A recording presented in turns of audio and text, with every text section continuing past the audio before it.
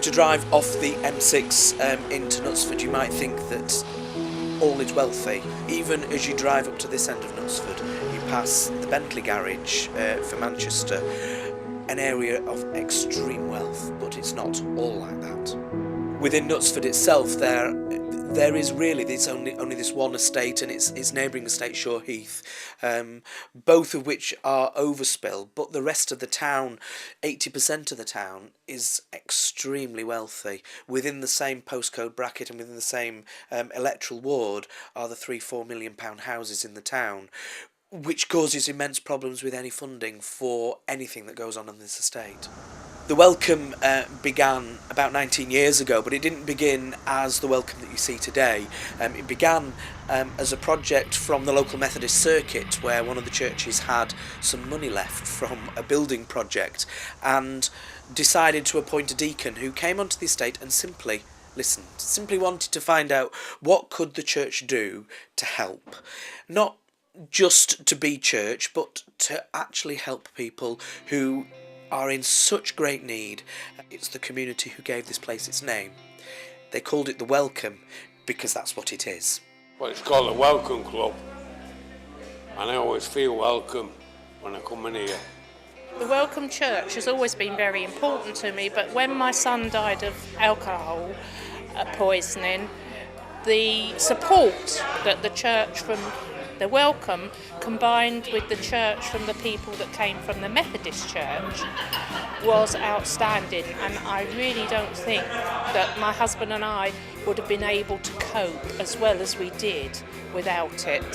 From its early beginnings as a sort of second-hand shop, that when we got the first unit and then a soup kitchen and then all the children's work, we now have so much that goes on. It's an absolute kaleidoscope of different events and sessions that are run, everything from the craft club and the education workshops, helping adults who struggled in high school and even beyond there to do anything in life because their literacy levels are so low, to just learn some simple basics to help them to get a job. There's a job club, there's a credit union, there's masses of stuff, so much so that we've had to set up a separate charity who now runs most of that side of things, that enables the church to be church, that enables us to do the spiritual side. We still look after the spiritual, social and emotional well-being of all the residents of the estate. And that's, in a sense, why it's such a kaleidoscope of things, because we meet the needs of the people. We look and we listen. From the early beginnings, there was a real sense of people of faith being drawn in, often people who initially were de-churched, but over the years we've had a lot of people who are very unchurched, who've found a home here, people who you'd said, are you going to go to church? Well, they might go if it's a wedding or if it's a funeral, but that at a push often. They'd rather just go to the do afterwards. The community developed and the church developed in their way, to the extent that when I became the minister here in 2009, one of the things that became very clear as we were beginning the process of setting up the charity was also that they wanted to formally be recognised as a church. They were a separate entity of another church to begin with for many, many years. And they kept coming to me and saying, why are we not church? We are church. This is church. So we went through the process and they're now formally a church in their own right, but in their way. When you talk to the people who are coming to Travellers Bible Study, they're all at a different stage on their journey. And the same with our Sunday worship and the same with our craft club. Over the years, they've been people who've been on a journey. Craft club has less of a spiritual emphasis to it, but it's still about meeting the needs of the people, and where those needs are spiritual, the people who come, they share their faith and they share those journeys. Over the recent years, we've seen particularly local people becoming leaders within the church in their own right.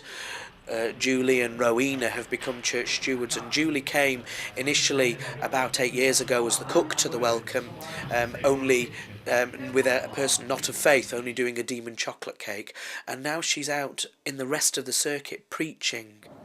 7 years ago started working at the Welcome, absolutely no interest in Christianity whatsoever.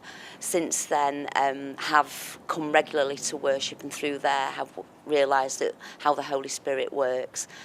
The Welcome is such a wonderful place, and what we try and do is treat people as Jesus would have treated them, with love and compassion and kindness. Rowena has come on from strength to strength, from somebody who's struggled with life in general to now being somebody who's able to be a person who people in the church turn to and say, what can I do about this? And even in the midst of all the problems she faces still in her life, she's still able to help other people to move forwards. I came to the Welcome, speak to Debbie over something, and then I started to come to the Welcome Church regularly.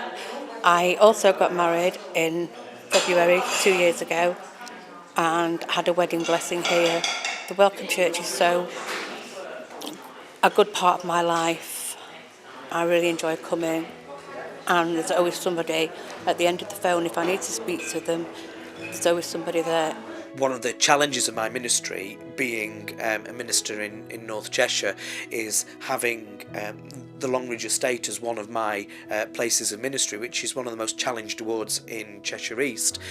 But I also have churches in Alderley Edge, which is the richest square mile in Britain. So I have both extremes, and both give me life in different ways. Yes, this place is tough. Yes, there are occasions where on a Sunday you could have had a whole service planned, and it's not a normal service in any stretch of the imagination. Somebody comes through the door, drunk, on drugs or whatever, and we abandon, and we deal with that person's needs at that time. This is a really tough place to be minister, but it's also a place of great fun, great life, talking to the people and sharing their journey. That's the thing that gives me life, and actually enables me to realise that the very same problems that I see here are the very same problems that I see in my other ministries, where there's an immense more wealth around within the churches and within the areas. The same problems, just different ways of approaching them.